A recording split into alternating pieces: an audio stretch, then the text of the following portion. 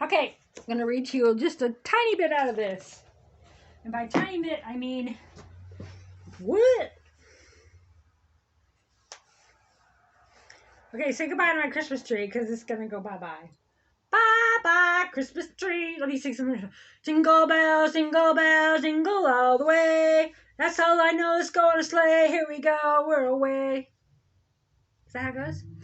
What's in okay? Okay, here's one. Silent night. That's not how it goes.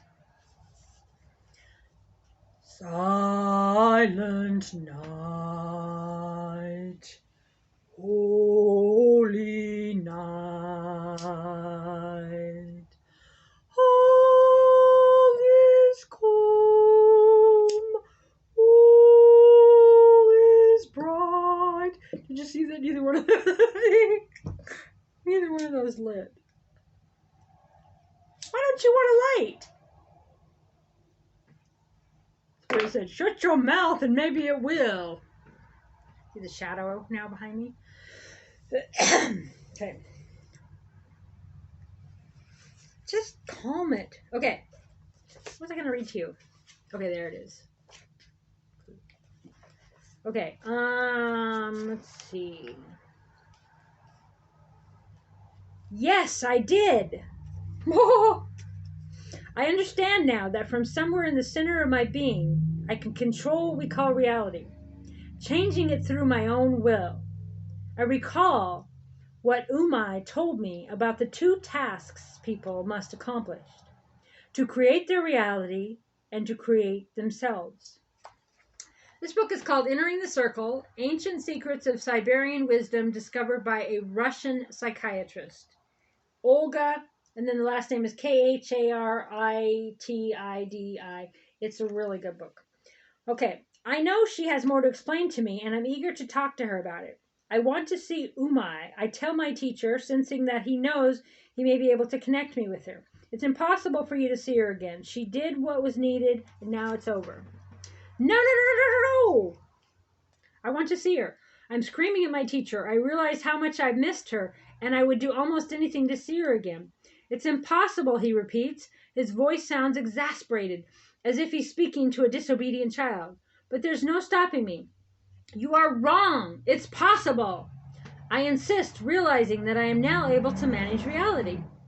I know how to focus my whole being to bring Umai here. I do this, and suddenly she's standing in front of me. Well, she says, you are a good student. The man says with a smile as he vanishes. Oh, I guess I threw in the she said. I turn to Umai with joyous anticipation. She has a wonderful, kind smile on her face, and I realize again that I would trust her with my life. Why have you asked me here? She said. I wish to know more about how we create ourselves. I'm beginning to understand about creating my own reality. Now I want to learn what you meant about creating the beings who live in this reality. Look at yourself and the other people around you. The one and the only thing everyone is doing all the time is trying to make their self. Everyone speaks to this changing, growing being all the time, trying to shape it. Your inner dialogue. And remember to self-counsel, okay? Sit down, have conversations with yourself in your head. We do it all the time, right? We're like talking, we're making this. Do it consciously. Where you say, okay, how you doing today? Oh, well, I'm feeling like, and then talk to yourself, okay? In a different way. Okay. Look at yourself and other people around you. The one and only thing everyone's doing is trying to create themselves. Okay, people have three main processes for doing this. They speak inside their heads about the past, reconstructing it by changing or erasing the things that don't fit the being they're trying to create, and by expanding the things that help them along. They also think of the future, imagining what they will do and how they will look, what their possessions will be, and how they will be accepted by others. The third thing people do is what connects them with the present. Unconsciously, they are always aware of other people's perception of who they are and what they are doing. And they continually react to this. You react to the observer. Escape that. Some of these reactions support their sense of self, so their authentic self, while others tear it down. They see that some people are attracted to them and others are not. Most of the time, when they're around people who don't support their sense of self, their authentic self, they experience what would be called a dislike for those people. Conversely, when they experience support of themselves from those around them, they create the feeling of liking those particular people. In this way, people combine the past, present, and future to create themselves. If you are attentive, you will find this happening in any person in any situation. Look around. You will notice many interesting examples of it. But when you have realized all you can about this process, then you will come to the existence of the other self, which is aware of all this and independent of it. This is your heart self, and it is where your real freedom and magic starts. It is the source of the great art of making a choice. But this is enough for you now. Okay. I'll just read some more of that. Okay. That the conversation's over, and okay, so it says, I was exhausted, and heavy wave of dreaming soon covered my consciousness. When I finally opened my eyes again, my body felt heavy and wooden from lying without moving for a long time. I slowly massaged the feeling back into my legs and then got up to make coffee. When it was ready, I sat at my little kitchen table and slowly sipped it from an old china cup. Enjoying so much the coffee itself, it was friendly and reassuring aroma. It was daylight, and through my window I could see children running after each other in the yard, screaming and laughing with delight. The children looked distant from my third-floor window, just as reality itself felt distant and far away from me right then.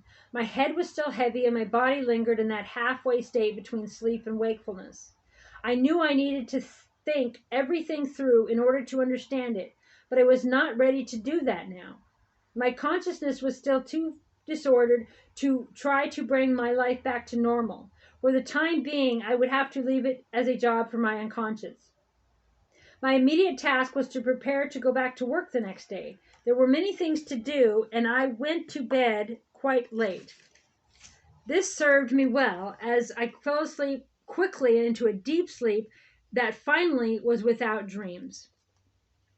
The next morning, my old routine seemed at once familiar and strange, and I realized that I was experiencing it through the filter of my recent experiences. So that's what we talk about letting things be new. You have a new experience, you see things different. You have a different thing on the menu, a different thing you experience, you see things different. Okay. Even normal vacations created conflicts of feelings. At first, it always seemed such a blessing to leave behind my work and the sick faces, the unpleasant odors and the random screams and the huge amount of paperwork, much of it unnecessary. Then after a while, I would be amazed to find I was beginning to miss those very same things. Eventually, I would be hoping for time to hurry along so I could get back to my hospital. Today was no different, and I felt both excited and relieved to be returning to the hospital's comfortable routine. Okay. I'm just going to randomly read a few things in here. It really doesn't make a big difference what I call them, but I understand what you mean. They didn't belong to this world. Okay, like running towards a moving train. I don't want to read that. It was as if they wanted me to forget everything I knew about myself and my life. They wanted me to become their totally obedient servant. And you lacked the power to resist them? I had no power at all. They completely filled my head. I couldn't hear any of my own thoughts anymore. This is kind of like, programming does. Again, this is written as a novel, but there's so much good information in it. Again, it's called Entering the Circle, Ancient Secrets of Siberian Wisdom, discovered by a Russian psychiatrist. Okay. While I was going through the normal process of evaluating on Andre, so her client or whatever, I realized again how much I'd changed. My perception had shifted so dramatically that it was as if in a few days I'd gone through years of psychological studies combined with intense personal experiences. It was no longer a simple thing for me to judge someone insane or to pronounce their fantasies unreal. The indelible sensation remained from my vivid dream in Altai had shaken my understanding of reality. Having been acutely aware of my own conscious participation in these visions, it was no longer such a simple thing to mark the boundary between dream and reality. What was true and what was false, I didn't know anymore. Many years of inexplainable experiences had been compressed into a small fraction of time, and they had given me a wholly new understanding of human potential. Or more accurately, they had given me a whole new set of questions and doubts about my old perceptions. Something was transforming within me. I could feel it, but it wasn't yet ready to take shape fully in my mind. This would take time, if indeed it would ever happen at all. Okay, so I'll read you the back of the book, and then I might read some more of this another day, but as you know, I just do what moves me. Okay, this book may prove as a revelatory to the readers at the end of the millennium as anthropologist Carlos Castaneda's The Teachings of Don Juan. Okay, blah, blah, blah. Olga's debut book is a remarkable account of her spiritual adventure in snowbound Siberia. Joining an ailing friend on a spontaneous trip to the Altai Mountains, Dr. Karady is taken into apprenticeship by a native shaman who guides her through bizarre, magical, and often terrifying experiences that open her eyes to a wellspring of a deeper learning. Sounds like my story with Nikaya. It happened to me. Well, yes, I know. It always happens.